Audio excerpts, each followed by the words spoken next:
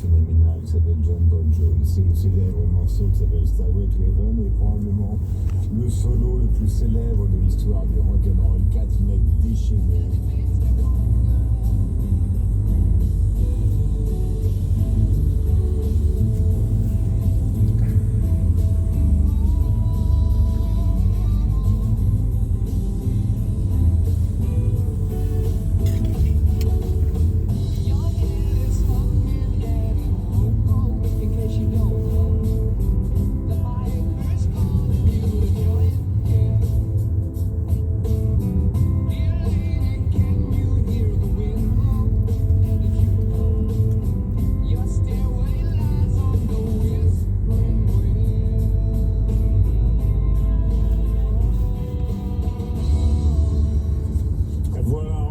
Chantait sur 4 octaves, il chante toujours d'ailleurs, et Jimmy Page est évidemment l'un des plus grands guitaristes de l'histoire du rock. Marc Lambron voulait dire 2 mots, et moi, joyeux Noël à vous tous, c'est un cadeau pour ceux qui nous ont abordés, le camarade Tabar et moi-même au restaurant, et à tous ceux qui nous écoutent. Marc, vous vouliez dire un mot? J'ai assisté à un événement probablement unique dans l'histoire du groupe Led Zeppelin, c'est que le 26 mars 1973, lors d'un concert chaotique à Lyon, l'électricité a sauté pendant le solo de Stairway to Heaven. Qu'ont-ils fait? Ils ont attendu que l'électricité revienne et Page a repris le solo là où il l'avait interrompu. Nous avons rendez-vous, merci Marc, passez les meilleures fêtes de Noël possibles. Nous sommes toujours là avec Philippe, avec la réalisation pour vous accompagner sur rediffuser à l'infinitum les mêmes émissions, même si ça nous arrive parfois. Josiane va vous parler dans un instant de Marlène Dietrich, qui est un sujet inépuisable et sublime. C'est un livre, c'est donc la femme de la littérature. 19h, 20h. Berlin, c'est comme une île en Allemagne qui produit le sens de l'humour berlinois. Bande à part avec Guillaume Durand sur Radio Classique.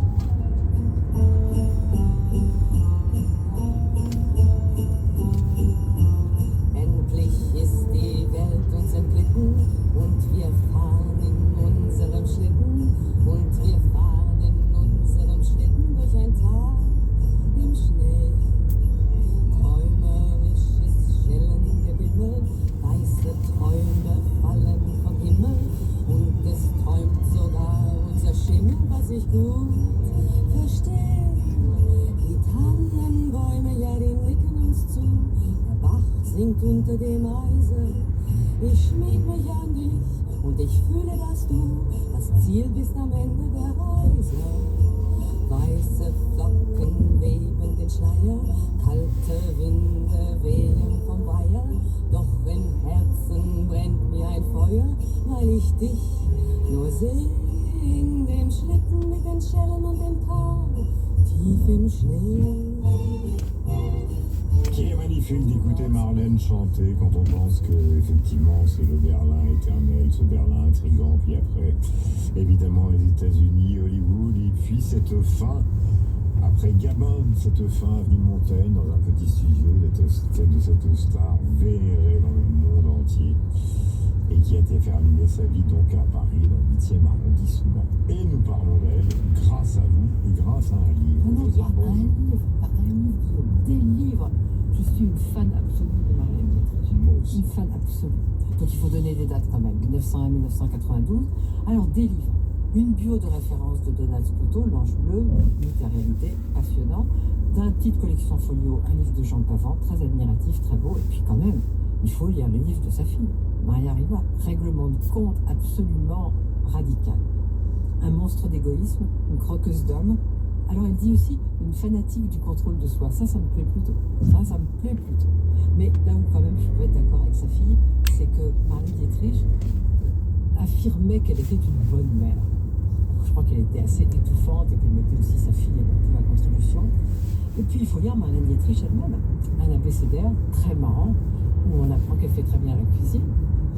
Ça fait pour Jean Gabin. Oui, et puis aussi Marlène D chez Grasset où elle se raconte sa vie. Et alors, un documentaire que je recommande, bien que je ne l'ai pas retrouvé là tout de suite, mais je m'en souviens très bien, parce que ça m'a beaucoup fasciné. Marlène Dietrich a accepté d'être mise face à ses mensonges. Donc par exemple, elle disait sortait une photo avec sa sœur. Et elle disait, je n'ai jamais rien fait avant l'Ange bleu.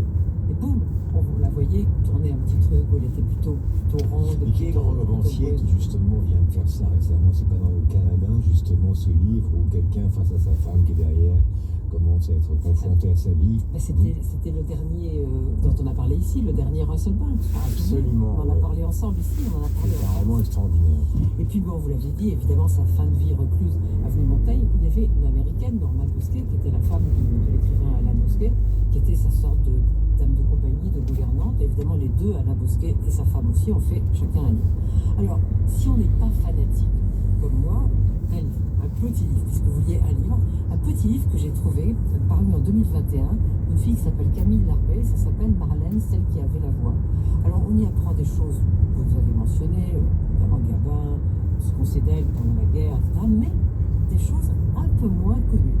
Par exemple, ça tournait en Allemagne en 1960. Alors, fureur absolue de tous les journaux. Je vous en cite un seul, le Bild Zeitung, qui a invité cette personne qui a œuvré contre nous pendant la guerre, allant sur le front faire ses numéros d'actrice.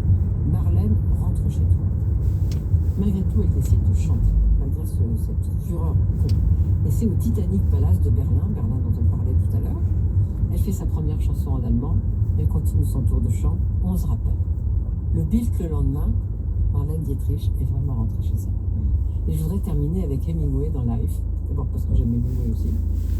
S'il n'y avait rien d'autre que sa voix, elle pourrait s'en servir pour vous briser le cœur. J'ai vu une fois l'espace Pierre Cardin dans un show exceptionnel. Et je veux dire que j'ai pas d'appréhension, ni même la haine des Allemands à l'égard de quelqu'un qui effectivement a combattu le nazisme, mais c'était quelque chose d'extraordinairement prenant. Ça a d'ailleurs été la caractéristique, merci Josiane, de toute cette émission en écoutant C'est dingue que furent les Beach Boys, la voix extraordinaire de Ray Charles, Led Zeppelin, la beauté des séparés de Madame Marceline Desbordes-Valmore ou bien d'autres titres comme Day in the Life des Beatles. Nous voulions faire simple, complexe et en même temps nous souhaiter les meilleures fêtes de Noël possibles. Josiane l'a fait avec son talent. Ciao.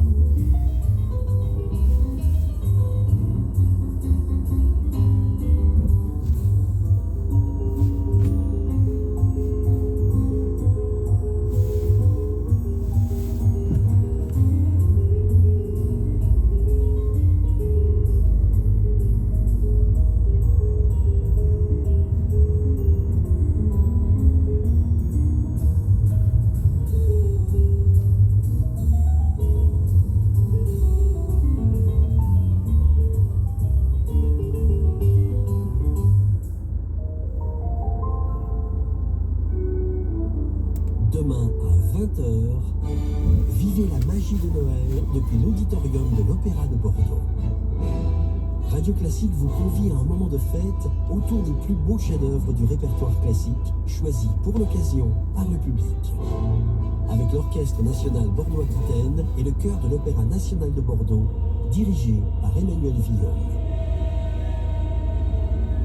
La magie de Noël, c'est sur Radio Classique. Bonjour, c'est Elodie Fondacci. À l'occasion des vacances de Noël, j'ai dans ma hotte une nouvelle histoire en musique, celle du lutin prisonnier. Ernest avait un rêve. Il voulait voir le Père Noël. Mais il avait eu beau échafauder des stratagèmes de plus en plus élaborés au fil des années, il n'avait jamais réussi. Puisque c'était peine perdue de chercher à voir le Père Noël, il avait décidé de capturer un lutin. Les histoires en musique d'Elodie Fondacci sont disponibles en podcast sur radioclassique.fr et sur vos plateformes habituelles. Radio Classique vous souhaite de joyeuses fêtes.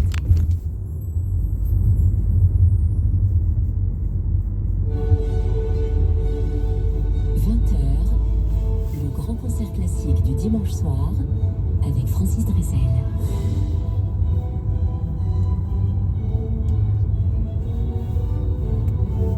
Bonsoir à toutes et bonsoir à tous, je suis vraiment ravi de vous retrouver sur Radio Classique pour cette veillée de Noël, une veillée pour laquelle je vous propose tout simplement l'oratorio de Noël de Jean-Sébastien Bach. Tout simplement, il s'agit de l'un des plus grands chefs-d'œuvre de musique sacrée de Bach, un ensemble de 6 cantates allant des jours de fête de Noël jusqu'à l'Épiphanie.